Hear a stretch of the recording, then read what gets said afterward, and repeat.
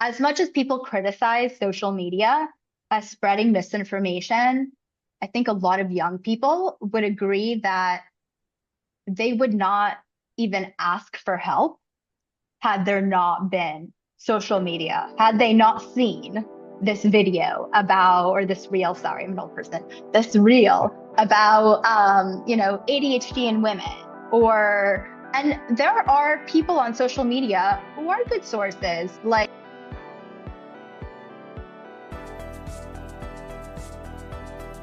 Hello, everyone, and welcome to the Truth That Heals podcast. I'm your host, Ryan Anthony Hernandez, and today I'm here with special guest, Dr. Gilly Kahn.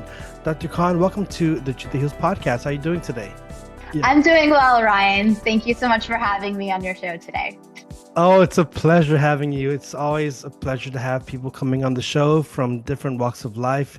And I found you on the internet. I see that you are a clinical psychologist. You specialize in ADHD, autism, relationships, but even more than that, you're also a mother and you're a writer. You have your blogs and you have a book that you're currently working on.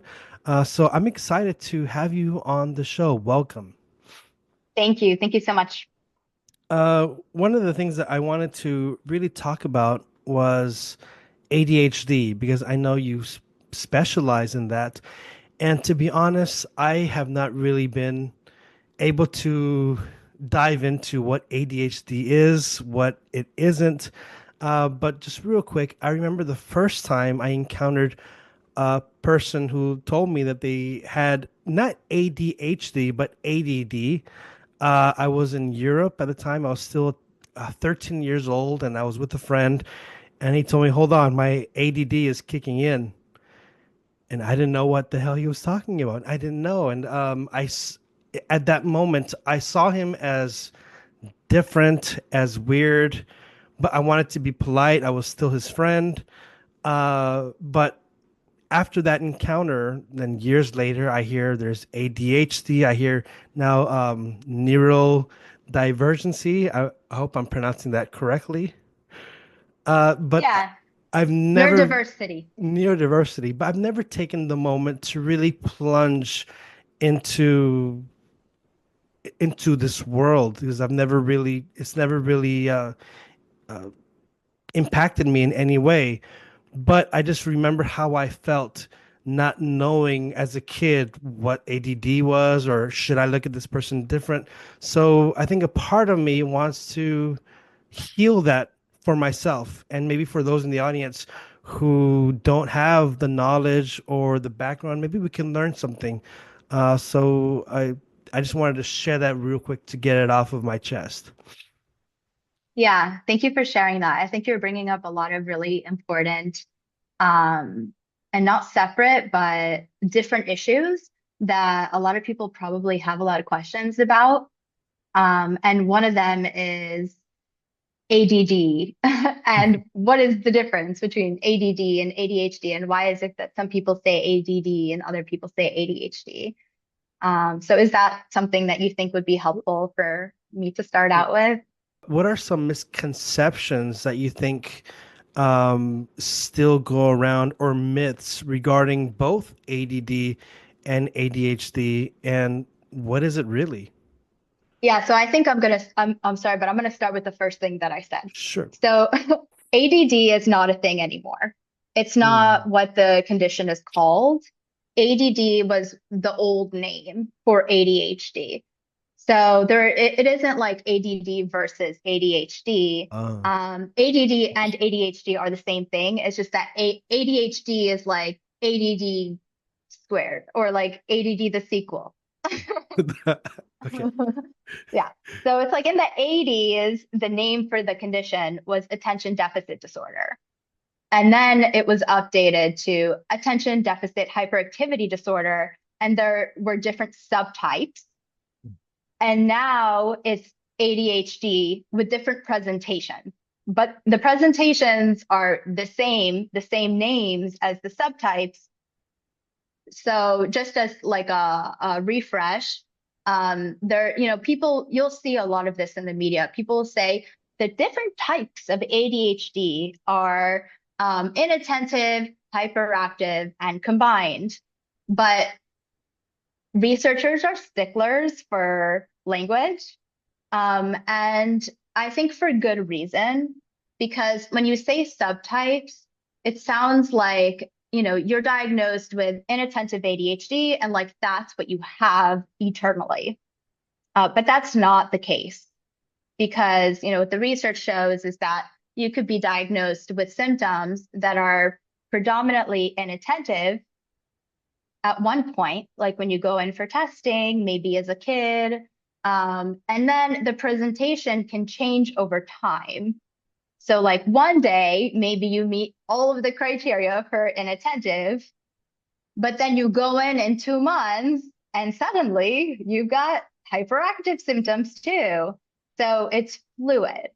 So it's like, to me, I don't even care about like the presentation or the subtypes because if it's fluid and it can change over time, then in my mind it's ADHD. Like you have it or you don't. And then here are a bunch of ways that ADHD can show up. At 13, I encountered ADD for the first time. And then later on, maybe a year later, I hear ADHD. And so my mind was thinking, well, of course, I asked the other older kids, still kids, what's the H for? And they say, oh, it's hyper, because now it's like ADD, but they're just more hyper. It's just like a 2.0. But since then, I haven't done any research. What is the H really? I mean, what's the H stand for? Okay, so I think maybe you're bringing up a really important topic because a lot of people don't like the name ADHD. Mhm. Like, and I think it's gonna change. But it takes a long time for these things to change in the Diagnostic and Statistical Manual of Mental Disorders, and especially for ADD or ADHD, like whatever you want to call it. Like potato. I think for me, what's important is the symptoms, right? Which Mhm. is why a lot of times I like just saying neurodivergent, Okay. because there's just a lot of overlap that's not even acknowledged in the list of symptoms. There are just a lot of problems with the diagnosis, and I dive into a lot of that, like in my upcoming book, especially in females. But I forgot what you asked. See, my ADD is kicking in. I will talk about that comment after. About the H, because I mean, as Oh, the H. yeah. Okay. Yeah. So the name is regardless of whether you present with predominantly hyperactive symptoms, you have ADHD, attention deficit hyperactivity disorder, because the way that it's written is and you may not always see this, but this is how you're supposed to write it. Attention dash deficit slash hyperactivity disorder. So either it's attention deficit or Hmm. slash hyperactivity disorder. It's not attention deficit and hyperactivity disorder. Mhm. You understand? Yes. So that's why it's confusing to people. But the way that it's written suggests that you don't necessarily have predominantly hyperactive if you're diagnosed with ADHD. But you can have ADHD also. And because, there's the three like presentations, and I think that's what trips people up with this stuff, which is why I try not to give the name too much attention. It's more about like the string of symptoms that you present with.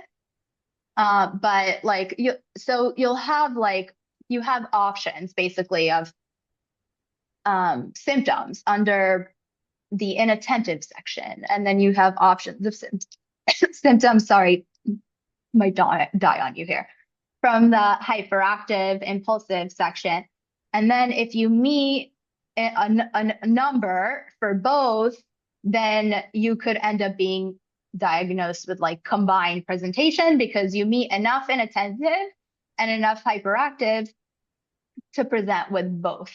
But if you don't meet to present with both, then maybe you're diagnosed with predominantly inattentive, predominantly hyperactive. And I feel like I'm a rabbi, you know, talking about the parsha like in this way because it's just so nitpicky. And I think that psychopathology just doesn't work in that way. Like it's just not so confined. Like I said, you can present with predominantly inattentive and then it changes next year. So where do you like draw the line? But I guess what I was going to say was that someone could be diagnosed with predominantly inattentive, but then they also meet two of the criteria from the hyperactive impulsive section. Like maybe they tend to like interrupt and it's hard for them. They're like really impatient and they like cut in line or they're very fidgety, right? But then they don't meet the number in order to get combined. What drew you to study in this field and to specialize in the first place?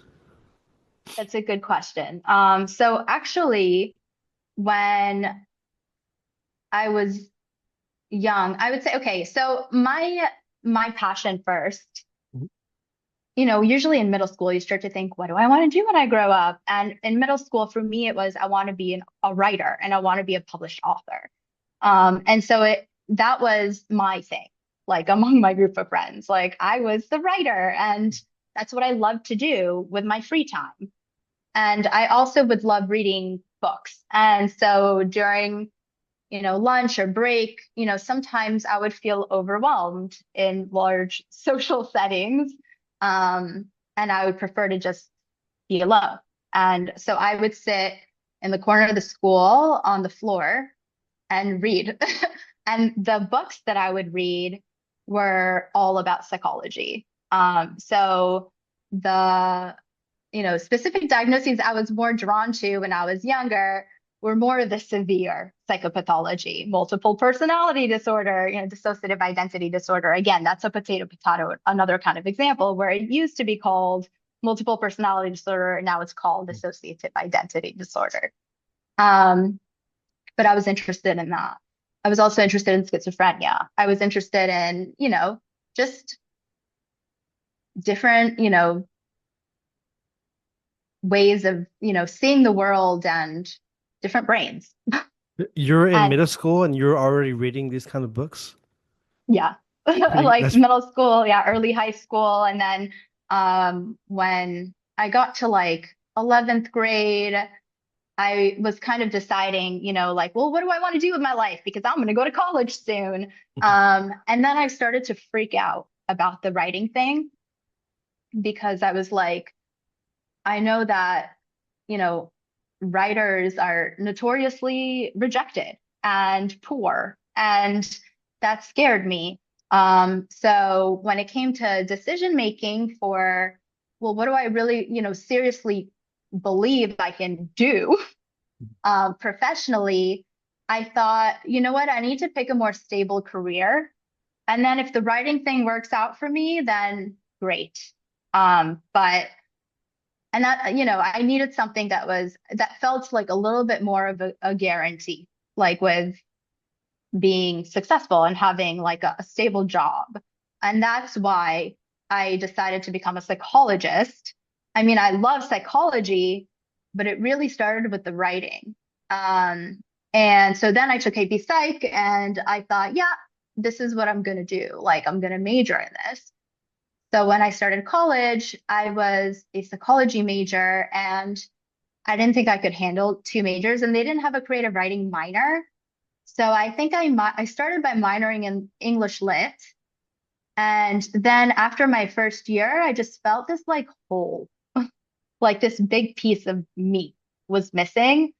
And I just said, screw it, I'm going to do both. And I added creative writing as a second major. And now I'm doing both. So nothing yeah. has really changed for me.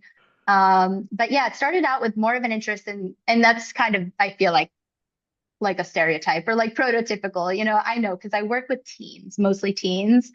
So they're really interested in that stuff.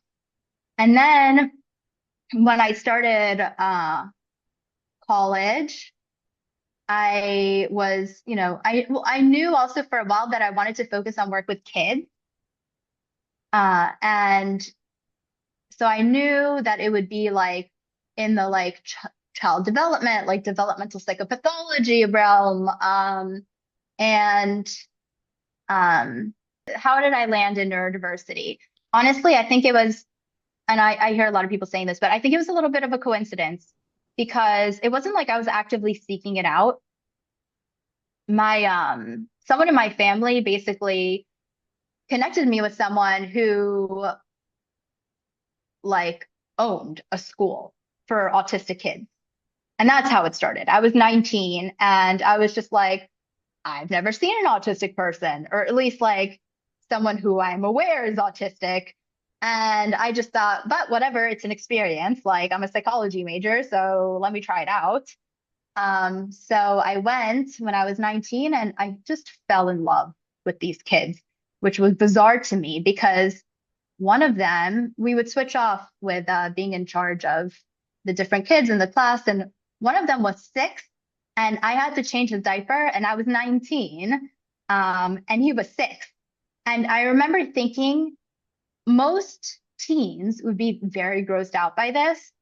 And I couldn't care less because of the love that I had for these kids.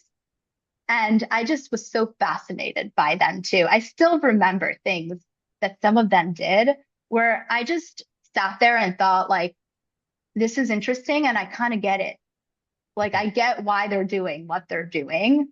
And then when I went and started my clinical work, I would request the kids who were autistic. That's how it started out. Like autism and social anxiety, autism and anxiety. Those were like the combos of cases that I would request to start out. And then it shifted more into like the ADHD space when I started to kind of really come to terms with the fact that I had ADHD, but it started more generally, like neurodiversity, autism. What are the challenges that you have faced in your clinical work? And the second part is, what do you love most about your work? So, okay, I'm going to be like completely honest because it's hard for me not to. But here is the dilemma that I didn't really understand until recently for me. My challenge, and I can say this now because I'm like an established professional in a practice where I really trust the people I work with. But in the past, it has been really hard for me to find my niche and to find like a place where I really fit in and get along with my coworkers, not my clients. And it's always been bizarre to me because I get a lot of really positive feedback from clients and I work really well in like therapeutic relationship situations. And I know this, one, because like I keep clients for like a really long time. And two, because I've had situations where I've spoken with my superiors and they're like, I don't get it because your clients love you, but this is hard for you. Like the collegiate, like the colleague interactions. And and then I thought about it and I was like, I know why. One, I think within a neurodiversity lens too, but I know why. Because in a therapeutic relationship, one, it's not really about you. Mhm. It's about the client. And so that's semi-protective because I don't really have to share anything about me. I mean, I do, I'm not the kind of therapist who's like a blank slate. Like my clients know about me, but it's not really about me. It's about them. And so that's number one. And number two, it's the kind of setting where you can just ask whatever you want, you know? I mean, it's not going to be abrasive or anything, but that's the point of therapy is to talk about like your deepest, darkest secrets or to Yeah. talk about like without a filter, and um, you can't do that in the real world. And I think that neurodivergent adults, or especially I think maybe women with ADHD could probably relate to this, but that's one of the major areas where we really struggle. And I think in professional relationships, maybe in romantic relationships less so because you should be open with, Yeah. your partner. But, you know, and I write about this too in my blogs and my articles. I could come up with a lot of examples of situations where I ask a question or I make a statement where in my mind it's like factual or it's not a big deal. Like I asked someone one time, like they said that they had very poor appetite. So I said, well, which stimulant med do you take? I take Focalin. And they looked at me like a deer in the headlights. Like, first of all, how did you know I have ADHD? And second of all, are you really asking me this right now in front of three other people? But with a client, that would be fine. So what do you love most about it, about the work that you do? Being able to be transparent, I guess, Okay. probably the transparency. Yeah. Um, yeah. And I'm also known as like the type of therapist who's very, I guess, like not blunt, but You don't beat direct. you don't beat I'm around the direct. bush. Yes. You just I ask. but you're Yeah. not are you but you're not mean in your approach, I No, assume. no, no, no. No, if I was mean, then I wouldn't be seeing people for a long time and they Yes. wouldn't And they be wouldn't like be seeing you. raving about Yes. me, Yeah. to my boss. So like, Mhm. yeah, so I think that that is the challenge for me. It's dealing with people outside of the therapeutic relationship because I have ADHD. So let's be honest, Yeah. I'm honest. Yeah. And Yes. and it could be hard for me sometimes. I think to navigate like what's socially okay and what's socially not okay, like in Mhm. different contexts. And for some reason, I don't know. And I feel like I'm like bragging when I talk about this, but it's true. Like for some reason, I do a good job, like in my therapy work. But outside of that, I screw up sometimes. Where do you think the awareness of things like autism, ADHD, neurodivergency, how much has it transformed the awareness of people, let's say from the 80s to today? Um, I think that people are stuck in the 80s for the most part. Like you're not the reason I started with, I was like, let's talk about ADD because a lot of people are confused about that. Mhm. And there's, good reason for it because people are also confused about stimulant medication. They're Mhm. also confused about hormone replacement therapy. I think that once I guess like a label or a research finding comes out that seems important and that just kind of takes off, in the public eye or like with the media, then it's hard to move on and to educate people about how this concept or this finding has changed over time. So I think a lot of people don't have a lot of awareness. And as much as people criticize social media as spreading misinformation, I think a lot of young people would agree that they would not even ask for help had there not been social media, had they not seen this video about, or this reel, sorry, I'm an old person, this reel about, ADHD in women, and there are people on social media who are good sources, like, I'm going to botch her name, but Sasha Hamandi, I think. I can't pronounce her last name, but she is a psychiatrist with a huge Mm. following. She, published a book on ADHD, and her content, I think, from what I've seen, is accurate. Like I think she's a reliable source of information, and a lot of young people follow her and they get information from her. And I don't see that as a bad thing.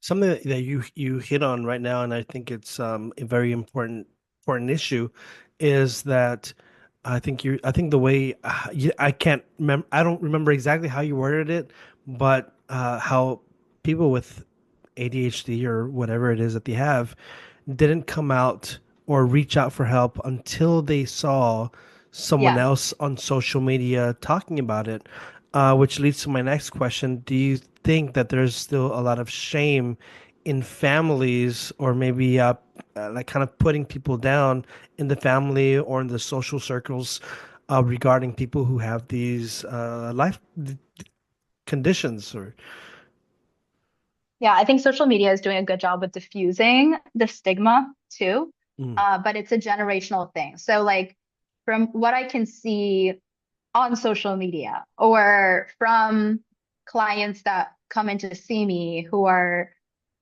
teens, maybe not younger, more teens, like they're a little bit softer and like more accepting or even neutral about the topic of maybe I have ADHD or maybe I'm autistic.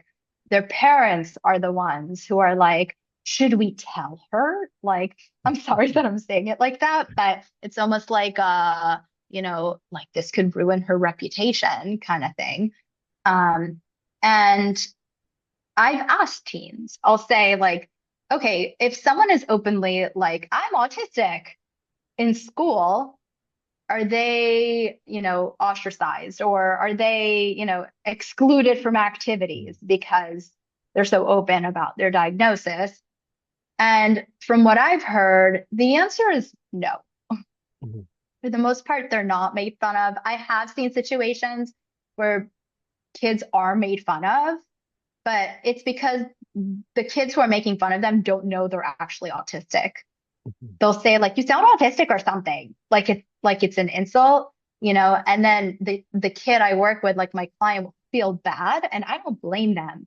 And I'm just like, you know how you can respond? Well, that's because I am, and I'm damn proud of it too. And now for this part of the interview, I want to learn more about something that's exciting, something that's coming up. You have a book that you're currently working on. Can you tell us all about your book? Sure. So the title of my book is Allow Me to Interrupt. And I chose this like playful title because I have this kind of like a theme or this just kind of like a female empowerment kind of feel woven throughout. And I use the taming of the shrew as like inspiration for my for chapter one, and then also for the way that I name each chapter. So chapter one is If I Be Waspish, Best Beware My Sting. And Okay. I felt like that was perfect to describe a woman with ADHD because they're witty and blunt. And it's like these kind of like personality characteristics that, I've just sensed, interacting with women with ADHD that I definitely have, and that we are often criticized for and misunderstood because of. But yeah, so my book is about the emotional dysregulation aspect of ADHD in women. And I focus a lot on something that if you're on social media, you probably have heard of because of social media. It's rejection sensitivity dysphoria. And RSD, in case you haven't heard of it before, is not a diagnosis like some people on social media will say. Uh, it's not even anything yet because it's not in the diagnostic and statistical manual as anything. And I'm not saying that it shouldn't be. I think it should. I'm writing a whole book about it. But the the definition based on, Bill Dotson's description of it, he's a psychiatrist who basically wrote about RSD. And then he couldn't, or maybe like for a while,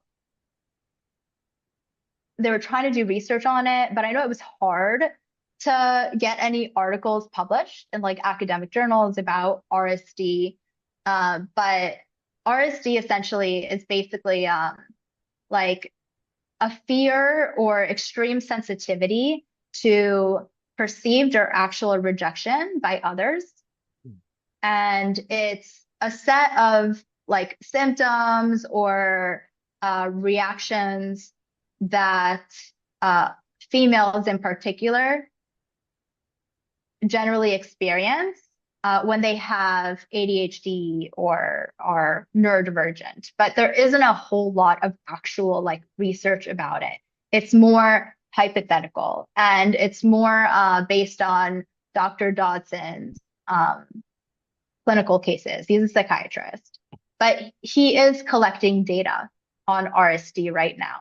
But the reason I chose to write a book that is largely fueled by this concept is because I know I felt this, but when I learned about what RSD is and how it relates to ADHD, I connected with it so much.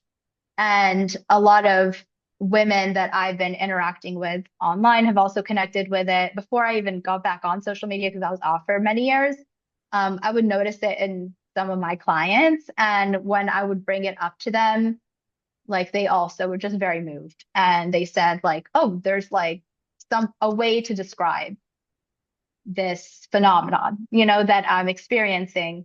And what makes it especially unique for people with ADHD is that it's very intense. So, for example, um, okay, I can give an example, I guess, of when I was younger. So I loved writing. And when I was entering 10th grade, I was going to have a professor who was like the head or like the advisor of our literary magazine. And so I really wanted to impress her. And she had a Ph.D. So she was like really big in my mind. And I loved writing. And this was like my time to shine or to show, someone who was worthy, and determine whether I was worthy in my mind. And so we had our first assignment, which was to take Dante's Inferno and do like a spin on it and make it our own. And I spent a lot of time on mine, and I believed it was very impressive, and I couldn't wait to share it with my teacher.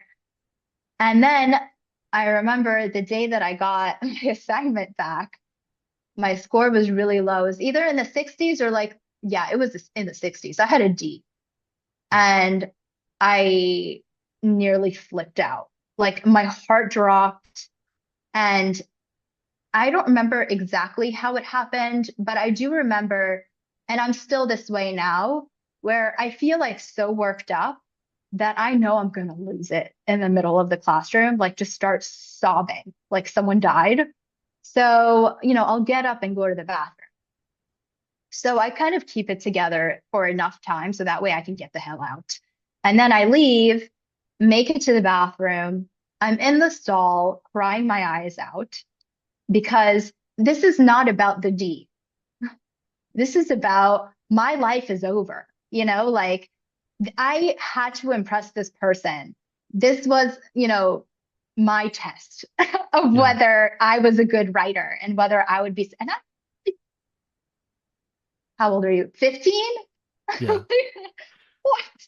But this is like so blown up in my mind. It's more than just being a teen too, because I've experienced this ridiculousness in adulthood too. So I don't want people to say like, oh, you're a teen, you're emotional. It's not. Mhm. But like I'm dying in the bathroom, whatever. And then I calm myself down. I come outside and I run into my teacher who looks at me and she can tell what just happened. And she said, uh, something, I don't remember, but she said, like, Gilly, are you okay? And boom, like all came out. And so then she started freaking out and she was like, let's go to the guidance counselor. And she's like, pulling me to the guidance counselor. I'm like, no, I'm fine. I'm fine. Like, I don't need to talk to the guidance counselor. And I ran away from them. But that is an example, I think, of how RSD can present when you're young.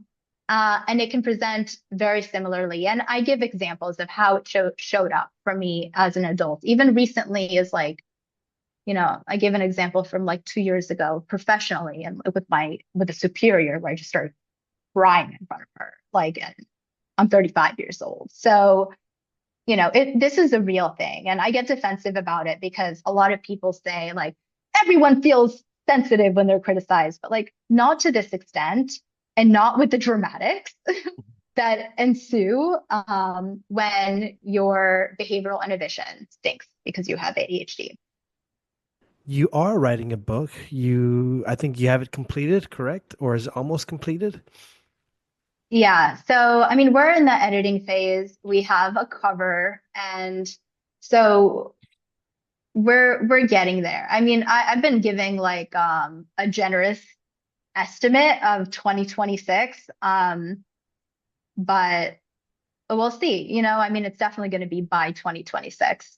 But I'm pretty good about, and I also like don't have the again like the self-control to not share this stuff because I'm so excited about it. So I share about like progress on social media.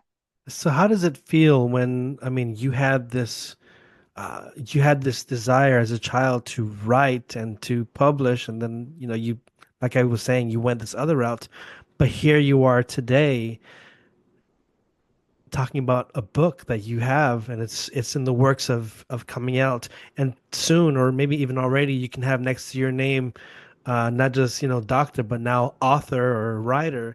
How does that make you feel?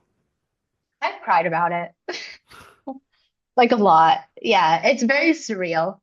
At the same time though, and I write about this in my book, like I think there's something really special about ADHD women. When we really want something, like we are stubborn mofos. I don't want to curse on your You, podcast, but you like, can curse if you want, but yeah, no, we are persistent. And there's a reason that people get annoyed with us. But also when I think the stereotype is that people with ADHD set goals and they don't accomplish them. But I don't think that's true across the board. Like if you're really, really, really passionate about something, like almost obsessed, Mhm. like for me, and that's another challenge. For me, like my work is my personal life because I love it that much. And so for fun, I'm just sitting and reading articles or listening to podcasts, and about things within the field of psychology. Um, or listening to YouTube videos. I follow Dr. Russell Barkley and I listen to every single video that he posts. Um, and it's just fun for me. Like this is honestly sometimes how I calm down too. Like my autistic kids with their history interests, but like um not all of them, but some of them. But yeah, so it feels I think it feels honestly really, really good. And it feels especially good because I also majored in creative writing in college. So I know what it's like to feel like you're not a good writer because, we used to critique each other and, sit in circles and we would have a writing assignment and everyone would read everyone's assignment. And then the person whose work it was had to sit there quietly while other people in the circle basically critiqued your work or like shat all over it. But we had to do it in a nice way. Mhm. So we had to use the sandwich method, which is like compliment, criticism, compliment. So at least it was a little bit of a softer blow. But I didn't think I was the best in my class, and that was very discouraging. And so for a while, I didn't really, seriously write. But when people ask me, like, state one interesting fact about you, like during interviews and stuff like that, I was so used to just saying, I love to write that I would just say, like, I love to write, but also I hadn't written in a long time. Um, so yeah, I think it's a really good feeling. So you hadn't written in a long time, and then, of course, going to that situation with Dante's Inferno. Of course, that was very difficult what you went through. But how difficult was it for you to pick up the pen or the typewriter or keyboard or laptop or whatever and start writing again because you put it aside? So how did you find the confidence to say, you know what, I'm going to write my book? there's more to the story. So there was the Dante thing. And this just shows also, I think, how we tend to jump to conclusions. Like we're like, it's over. And then like something good happens and it's the opposite extreme, right? Because, and that's what my book is about. It's emotional dysregulation, but it's not like I'm always depressed. Like when Mhm. I'm excited, I could be like on top of the world, but it's not mania. You know, there's a difference. It's not bipolar disorder. I talk about that too. But it's just the extremity, the intensity, the duration of the emotion. And so basically, after the whole Dante experience, um, she, there was, this was in her class. So she told us that for extra credit, we could hand in poetry or any piece of like creative writing. And I had like stacks of stories. Like I'm talking like books. Like I would write books and I used to read them to my best friends over the phone. Like I would read them a new chapter every time. And it was fiction. And so when she said that, I was like, okay, great. And I just dropped like a huge like manila envelope full of my stories. And I think she was kind of like, what the hell is this? But then she started reading through them and she said to me, you're a really good writer. What do you think about joining our literary magazine? And then eventually I became like a co-editor in chief. So it's like, you know, I think that's part of being a writer. Like, you know, you're shot down and then you need to pick yourself back up. And I think that worked for me in a twisted kind of way because I think people with ADHD can be very competitive and they need excitement. And without the failure, there's nothing to work toward, you know? So it's like when you're shot down, you're just like, I work even harder because it's important to me. And that's what, you know, I think what brings us energy because the whole thing is, you know, ADHD is you feel understimulated or overstimulated. It depends on the situation. It's confusing, but So, my next question is because in the beginning you were mentioning that you would be in the corner, you have your books, and you'd be reading psychology books or things of that nature. So I know that you're even it as was fiction. Stephen oh, King, fiction. okay, okay. So I was gonna ask like if those short stories were like stories on psychology, or did you write fan fiction, or were these all originals What I wrote? stories? Yeah, the one when you had the manila envelope and you're like, here you go, boom. Yeah. No, it was about, I actually wrote one about a cult. That's Oh, interesting. oh, very Yeah. interesting. Yeah. One of them was about a cult. I remember, and I still have it. I kept them. One of them was about a group that did like witchcraft Ooh. things. I was just interested in like, I don't know, like bizarre, like rituals and but I would make my characters, and now I'm actually writing. Maybe that's why you asked about novel, because I'm working on, I know, so a lot of people will ask, like, so what do you do for your monthly newsletter? And like, I don't want to just send like a monthly or a weekly newsletter where I'm just like, here's what's happening in my life. Like, I would rather send content.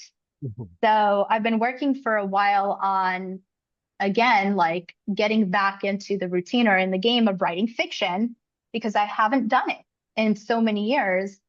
So I'm kind of self-teaching right now, like listening to Story Genius, and I started playing around with Scrivener, and you know, so I'm starting to work on a fiction book, and then I'm hoping like every month I would send a chapter for free to, you know, whoever kind of subscribes to my newsletter. And I also want to, because I'm an overachiever like this, I also want to record audio of every chapter, like me reading it.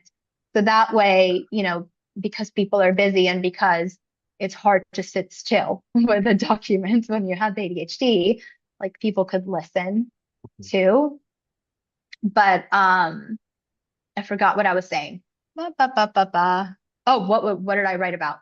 But okay, yeah. So in this book that I'm working on, my protagonist, and I don't flat out say it, but it's pretty obvious. She's autistic. And then in the books that I worked on when I was younger, I would always have some kind of a diagnosis in mind. Whether it was like schizophrenia, because I was into that stuff, like, well, I was interested in schizophrenia, but I would write about how maybe this one character would have like delusions, um, or hallucinations, and I would have a different character with like depression or something, and to be woven into the story in that way, and not like the character, presents with these things, but it's not like, hey, I have depression. Like, you would have to like read it and kind of sense. Okay, I just find it interesting because I have a second channel. Well, this the Truth Heals podcast, it's more geared towards nonfiction, real life, and I have a second channel. It's brand new, but it's all about creativity and talking about even giving a platform to writers, musicians, whatever, just to talk about their creative endeavors, their projects. But I just had to throw that out there. But you mentioned Stephen King. So he is, I think, one of the kings of horror. Do you have a favorite book or movie adaptation of Stephen King? Yes. So, I mean, if you asked me this when I was in high school, I would tell you The Stand. But that's a hefty read. But I don't know, I liked the idea behind it. But now it's more of his. So the book, now my favorite book by Stephen King is on writing, which is not like the genre that he writes in. He writes Yeah. about his writing process, but even in listening to that, because I listened to it like when I was just starting out with writing my book. Actually, someone who I really loved, who I write about in my book, she bought me the book because she like believed in me, and she thought I could get a book deal, and she was like, I know you love Stephen King. So she bought it for me for my birthday. And just listening to him, I started tearing up because I was like, it's crazy that I loved this author. And when I was as young as 14, because I still connect with him. Like the way that he talks about his writing process, or the way that he sees the world, his experiences as a writer, um, they're just so spot on for me. And I think it's important, when whether it's fiction or nonfiction, whoever you're reading or whoever you're listening to, for you to feel that bond or to feel connected or understood by that author. And it's really hard, I think, to find. It's like finding a friend. Mhm. What's the name of your book gonna be? Is there a title that you can tell us? Yeah, so I shared it earlier. I didn't say the full title though, so I'll say it now. So the full title is going to be Allow Me to Interrupt. A Psychologist Reveals the Emotional Truth Behind Women's ADHD. And you can find more information about it on my website, which is drgillycon.com. You can also find me on Instagram, not TikTok. All right, sorry. I just consciously chose, I like got onto TikTok and I was like, this is giving me the heebie-jeebies. I'm gonna get off. And thank God I did that. But yeah, so you can find me on Instagram, also Dr. Gilly Kahn is my handle.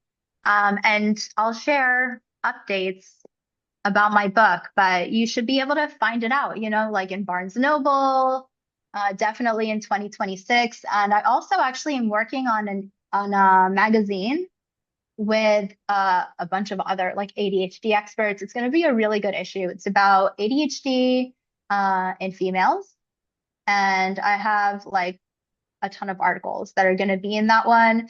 And that's also going to be like Barnes Noble, Whole Foods. So that should be out in a few months. If you want just like a little, I guess, like a teaser or a sense of, how I write, or whether Allow Me to Interrupt might be an interesting book for you to pick up one day.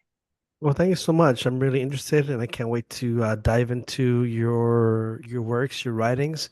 And now it comes to the final part of the podcast. I ask each guest the same question, and now I'll ask you the same question, and that is, what is your truth that heals? Oh, wow, that's very deep. My truth that heals.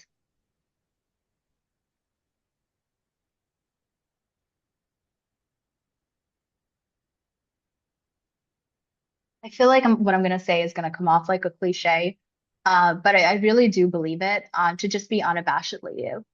And what I mean by that is, I think you have to be willing to face rejection because I think especially if you're neurodivergent, you're going to feel misunderstood. A lot of people are not going to like you, but it's hard for us to not be ourselves. And I think you're doing yourself a disservice if you are constantly consciously trying to change who you are so you fit the mold of society. And there are so many special pieces to having a brain that is different that it would be sad, I think, for neurodivergent, for ADHD, autistic women to not let themselves be themselves. Well, thank you so much, Dr. Khan, for being here, for being a guest on the Truth Heals podcast, and for educating us, educating me, and for sharing your truth. It's been an honor. And to the audience, please go ahead and check out Dr. Khan, her Instagram. And once her book is out, get a copy. And I know I will be getting a copy for sure. And again, don't forget to like, subscribe, and please share this episode so that others may catch up and learn as well. So thank you, everyone, and thank you again, Dr. Khan, for being a guest. Of course, thank you so much for having me on, and thank you everyone for listening if you stuck around this long.